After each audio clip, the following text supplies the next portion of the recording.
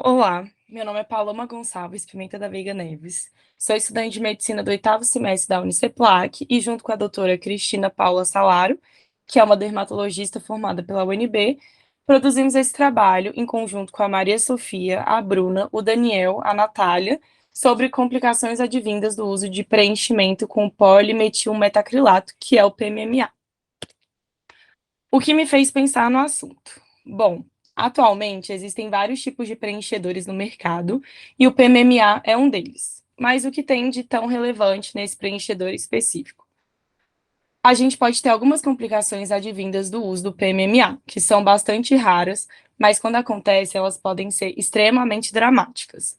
E para corrigir essas complicações, caso elas aconteçam, o paciente tem que ser submetido a uma remoção cirúrgica e às vezes as cicatrizes ficam muito aparentes, impactando inclusive a saúde mental desses pacientes. O que é o PMMA?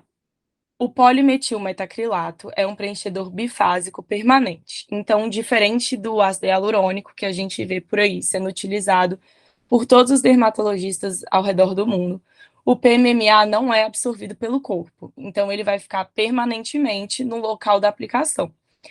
Ele é utilizado em preenchimentos faciais com fins estéticos. E por que ele ainda é usado se ele não é reabsorvido pelo corpo? Justamente pela alta durabilidade que ele tem, que vai acabar atraindo vários pacientes, tendo em vista que eles não vão precisar ficar refazendo o procedimento estético e não vão precisar ter tendo custos adicionais com ele. Então, além da alta durabilidade, o PMMA também tem um baixo custo, o que acaba sendo ainda mais atrativo.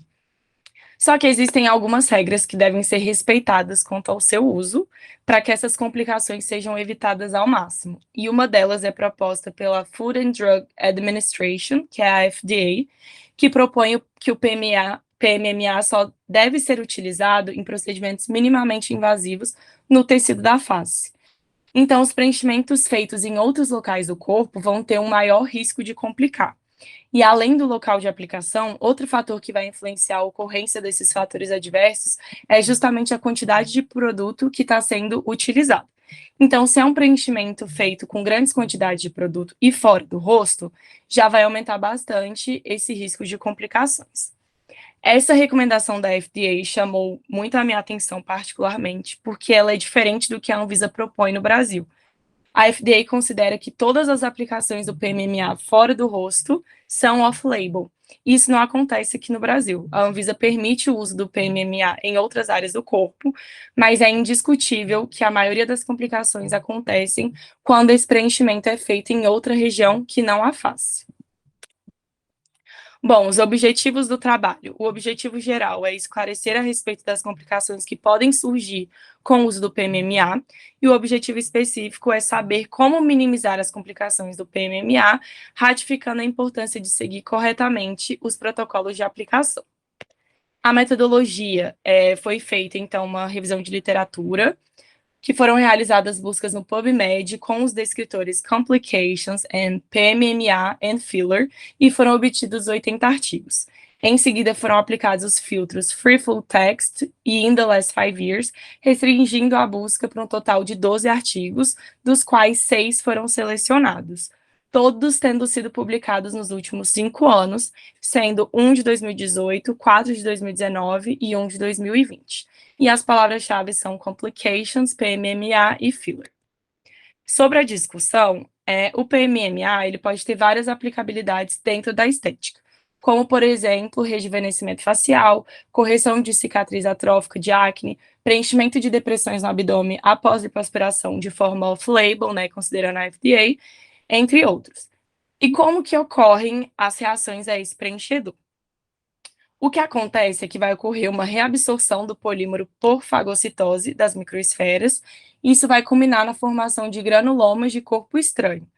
E como foi falado anteriormente, a localização da injeção vai influenciar a probabilidade de ocorrerem efeitos adversos. E esses efeitos adversos podem ser tanto cutâneos quanto sistêmicos, e apesar de serem extremamente raros, eles podem ser sim muito graves. Então, alguns exemplos de complicações vão ser edema, eritema, irregularidade de contorno, e a gente vai ter alguns efeitos mais graves, que vão ser linfedema de lábios, necrose extensa de tecidos moles e até cegueira.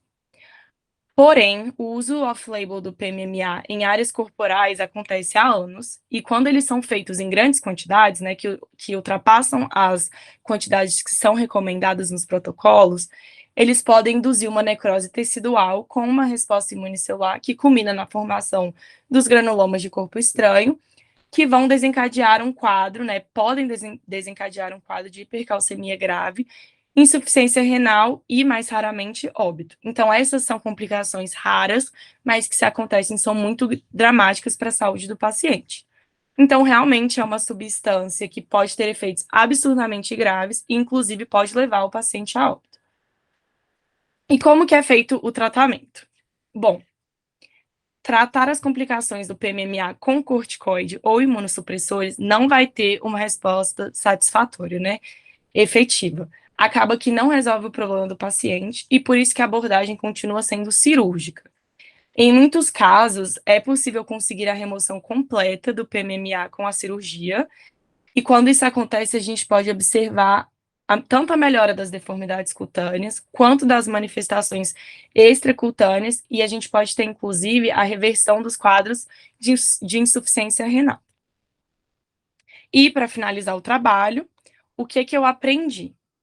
E tentando colocar em poucas palavras, o que eu aprendi com a minha pesquisa foi que o PMMA, ele tem um potencial inflamatório, podendo cursar com complicações cutâneas e sistêmicas a médio e longo prazo, e que muitas vezes podem ser evitadas. Por isso que é extremamente importante que os profissionais da saúde saibam da existência dessas complicações, saibam quais são as possíveis complicações, porque não é só manifestação na face. E, além disso, eles precisam esclarecer enfaticamente todos esses riscos para os pacientes e precisam estar preparados para intervir caso seja necessário.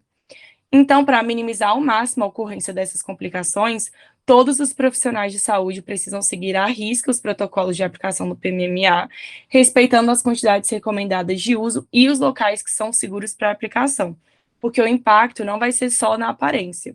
Esses pacientes, eles ficam com prejuízos emocionais grandes, que podem acompanhar eles por vários e vários anos, sem contar com todas as complicações sistêmicas graves que podem ocorrer. Essas foram as referências bibliográficas usadas para a realização do trabalho. Agradeço a atenção a todos. Uma boa noite.